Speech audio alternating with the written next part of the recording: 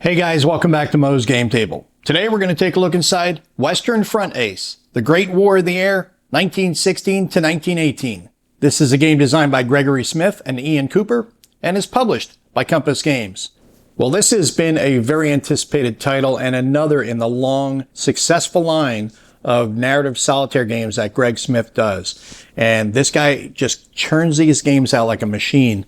And I think this is going to be one of the most successful, if not the most successful game that he's put out so far.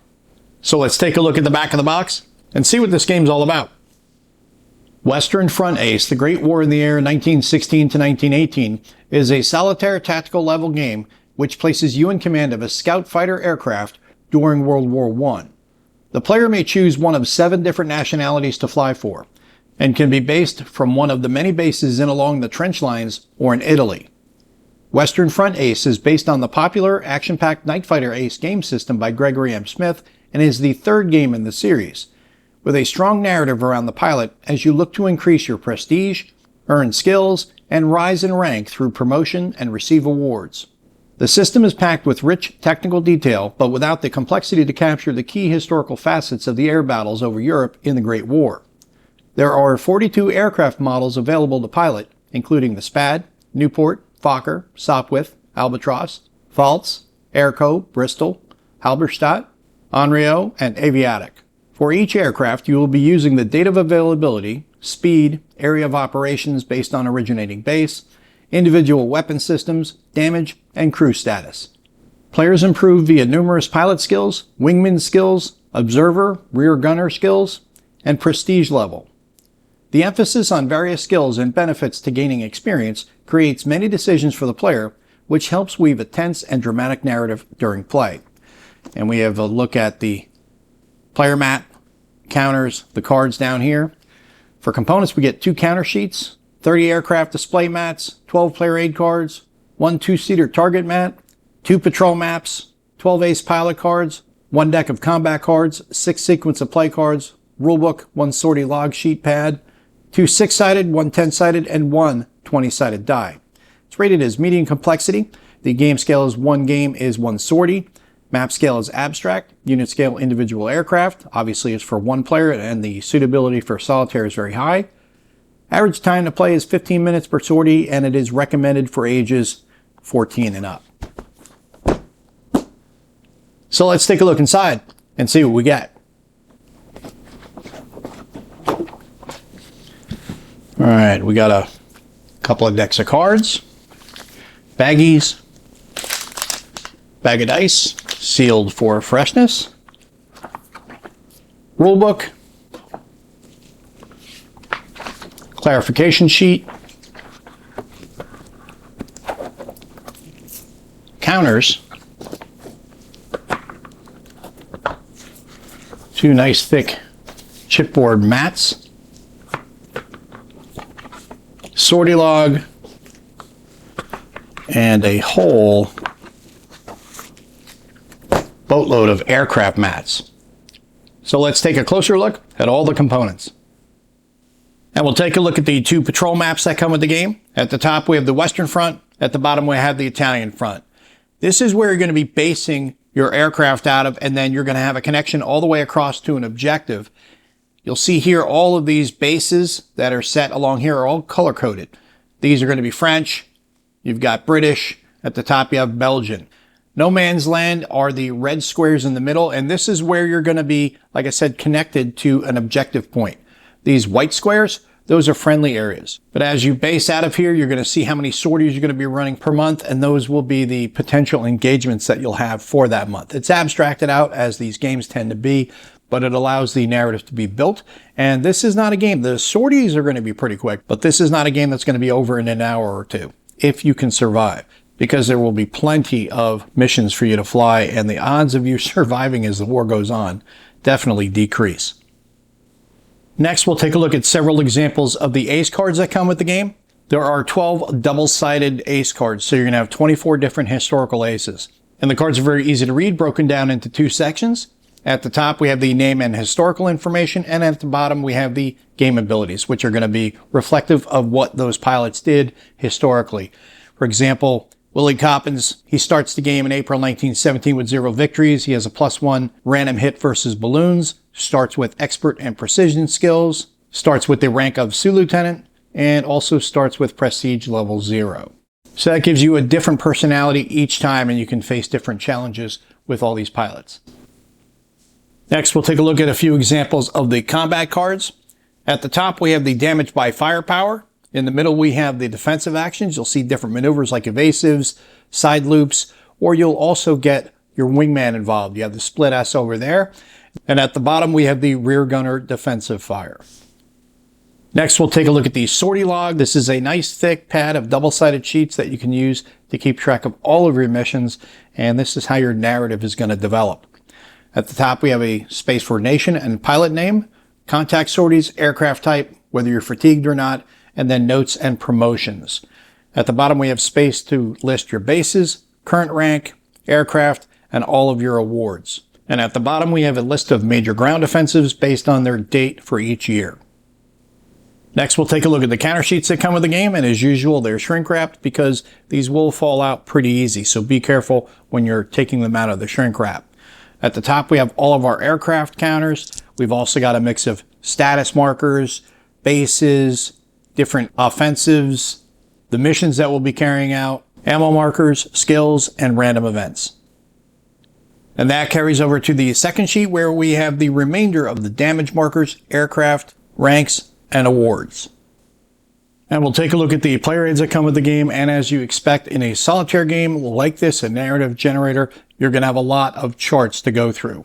We start off with the F3 Flight School. This is how you're going to start the game. You're going to complete the 3 training evolutions, and then you're going to do your spare time activities. And this is how you build your prestige and your experience.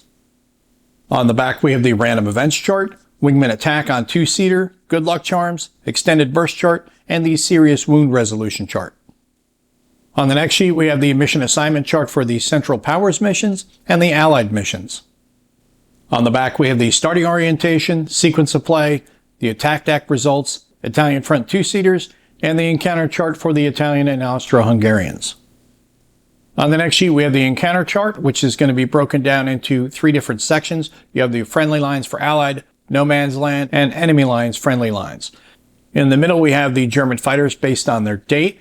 And at the bottom, we have the encounter chart for 2-seaters for both Germans, French, and the British.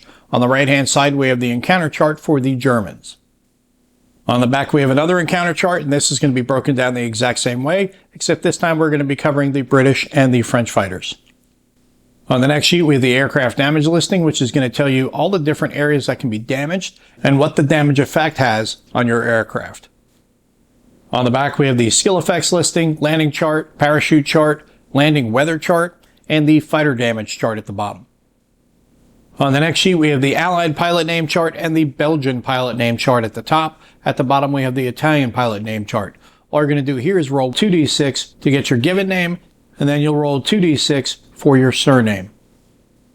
On the back, we have the same name chart for the British, United States, and the French. On the next sheet, we have the same thing for both the Germans and the Austro-Hungarian pilots. On the next sheet, we have the squadron assignment for the Allies. On the back is the squadron assignment for the Central Powers. On the next sheet, we have the Allied airfield location generator for the Western Front and the Italian Front. On the next sheet, we have the victory location generator for the Western Front, the Italian Front, as well as your distance and direction. And the final sheet gives us the miscellaneous die rolls. Next, we'll take a look at the pilot status card. We have 4 double-sided sheets here, but we're not going to look through all because they're all going to be the same. This is, as Greg calls it, your quote-unquote Ken doll. This is where you're going to keep track of your rank, your awards, all the different points, skills, and experience points, A status, expert, things like that you'll be using in the game, as well as a place for your ace card and the prestige level at the top right. Next, we'll take a look at the aircraft cards, and we're going to start off with the 2-seater mat. And this is the one that's going to be a little confusing at first when you look at it, but it makes total sense. These are going to be representative of 3 different types of 2-seater aircraft. As Greg always says, small, medium, and large. Don't get hung up on the images at the top because these are going to be representative of multiple types of aircraft. On the left-hand side, we have this aircraft here, but at the bottom, this is the aircraft that it's going to be representing. One of these 6 aircraft. Same in the middle, you're going to be representing these aircraft, and on the right-hand side, representing these aircraft. This is a quick way of cutting down on some of the extra aircraft cards by just having them right here on one sheet. And we'll move on to the single-seater fighters. I'm not going to look through all of these because we've got 42 aircraft here, and you can see it's a thick stack of mats, so we're not going to go through all of them, but I will take a look at a few of them here. We've got the SPAD, and you have your endurance, agility ranges, your weapons over there, your initiative chart, damage at the bottom, wingman, orientation. All this is right here on the front, and you will see that there are differences. Like for damage, you look at the differences here. The different types of aircraft are going to have different damage locations based on the type of aircraft it is. Got a Sopwith Camel, Sopwith Pup, a Pfalz, Halberstadt, the famous Fokker, another Albatross, SC5, and it just goes on. I'm not going to, like I said, go through the whole list because there are a bunch, and they're double-sided, so I'm not going to be flipping back and forth, and you don't want to see all of them. If you want to see them in better detail, definitely check out the game, but this is all going to be set up the same way all the mats are for the air games that Greg has done in the past. And lastly, we'll take a look at the rules. This is a 40-page full-color rulebook. Inside of the front cover, we have the table of contents listing out all the different rules, their associated page numbers, have our introduction, how to play the game. We start off with the object of the game, general overview, conducting contact patrols, return to base, and then ending your game. Explanation of all the different components that come with the game, which we've already looked at, and then game setup here on page 7. Base assignments, how you choose those, or I should say roll for those. Start date, prepare a sortie log sheet, aircraft display mat setup, ammunition, and then your procedures there for basing in France, Britain, Germany, Italy, Austria, Hungary, America, Belgium, changing bases in aircraft, and then flight school. Tells you how to win the game. Then we break down the sequence of play on page 11. Walks you through all the steps, and then there are sequence of play cards, which I did not show you when we were looking at the cards, but these are the sequence of play cards. You just follow along with these, just like it says here in the rules, and you'll be able to go right through all the steps. Then we get into combat procedures, when combat occurs, encounters, orientation for combat, beginning your combat, firing sequence, initiative roll, subsequent rounds, extended burst, ammunition use and clearing jammed weapons, reloading your guns, balloon busting and ground attack, engaging two-seaters, and then solitary hunting combat. Requirements: solitary hunt, general, traps, stalking, standard and advanced maneuvers, anti-aircraft fire, AA versus balloon busting, AA ground fire versus being at low altitude, ground attack, bombing and strafing, wingman abilities in use, wingman attacks and two-seaters, wingman and attacks on fighters, experience mission requirements, line patrols, offensive patrols, defensive patrols, balloon busting, escort, ground attack, all those types of missions that you'll be running. Disengagement, player and enemy disengagement, disengagement from groups of aircraft, successful disengagement, aircraft damage and landing, damage to fighters, post-combat, your aircraft lost due to battle damage, landing procedures, emergency landings, rough and crash landings, crew injuries, injury durations and effects. Then we get to crew skills, awards, and promotions. It's going to list out all the different skills that you're going to be able to get in the game and what they do for you, promotions, and then your awards, promotion mechanics, rank listing, conversion to RAF ranks, and then we have the example of play starting on page 27. And then we have the prestige level on page 29, reassignment to a newer aircraft, and then we have some optional rules on page 30, different random generator charts that you can use, Lewis gun reloading, gallantry, credit for victories over enemy lines, campaign scenarios. Then we have our game credits, design notes, bibliography, and historical notes on the ace cards. Pretty neat little breakdown of the different aces, the different aircraft in the game. And on the back of the rules, we have the rules index. And that is a look at everything you get inside of Western Front Ace, the Great War in the Air, 1916 to 1918. This is a game designed by Gregory Smith and Ian Cooper, and it's published by Compass Games. Well, once again, Greg comes out with another fantastic narrative game. These are what I call the Walter Mitty games. I mean, we've all daydreamed of being a World War I fighter ace or a sub-commander, things like that. Well, here's where you get to live those dreams out, right in these games. We love complex war games, but at the same time, sometimes you just want to sit down, roll some dice, make decisions, and see how the story unfolds with you as star of the show. I think that's pretty cool.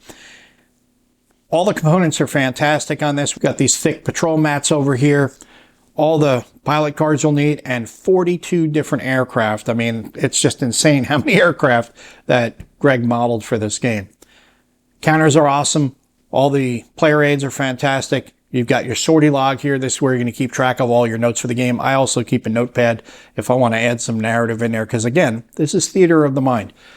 Sometimes I'll just go through a sortie and nothing will happen, or something big will happen. I'll just jot it down here. If something really neat happened or a thought came into my head about how a story unfolded, I'll write it down on a separate notebook so that way I can keep track of it, and then I'll put them all together into the box. That way later when I look back on the game, I come back to it, I don't know, a couple months later, and I'm going to play again. I go, look, what happened last time? Oh, this is what happened. Yeah, that was pretty cool. And you get that nice little story that just evolves as you play the game. That's what's so fun about these narrative generation games. But unlike some other narrative games, these games really do have decisions in there. Not really complex ones, but you still make decisions, so you're not just rolling, following charts. You're making decisions, rolling, and seeing the outcomes. I like that because I want to have some agency in the game, and these games definitely do give you agency. Well, as always, I'm looking forward to getting this one on the table and seeing how long I can survive. Probably won't be very long. I know a lot of people end up dying very quickly in these games, including me. So good thing is you get to respawn and redo it again.